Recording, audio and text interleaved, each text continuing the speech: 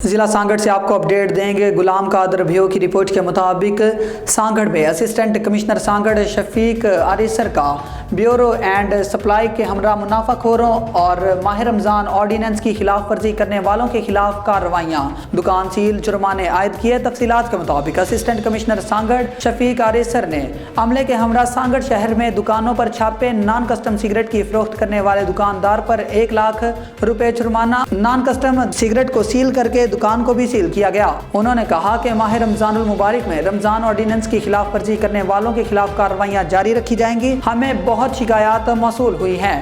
دکاندار زیادہ ریٹ پر پھل، سبزی، اشیاء خوردنوش کا سامان فروخت کر رہے ہیں، جس میں نے پوری مارکیٹ کا دورہ کیا۔ جہاں زیادہ منافع کی شکایت ملی، ان کے خلاف کارروائی کر کے کچھ دکانوں کو سیل کیا گیا۔ انہوں نے کہا کہ دکانداروں کو لوٹ کھسوٹ بند کر دینی چاہیے۔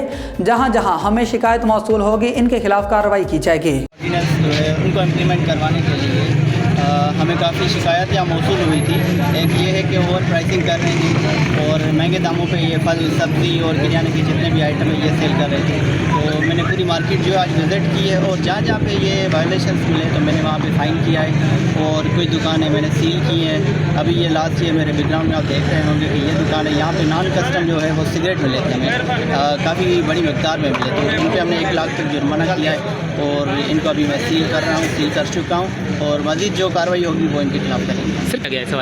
دیکھیں یہ کہ آج تو ہم نے ان پہ فائن کیا ہے اور وارننگ ایشو کیے ہیں۔ ابھی تک 2 سے 3 دکانیں جو ہم نے سیل کی ہیں اور فردر جو بھی ہوگا ابھی ہم ریزلٹس پہ ہیں، اور جہاں جہاں پہ بھی کوئی ایسی شکایت ہمیں موصول ہوں گی یا جہاں پہ بھی جو وائلیشن ہوگی تو ان کے خلاف فردر ہم کارروائی کریں گے اور فائن بھی کریں گے۔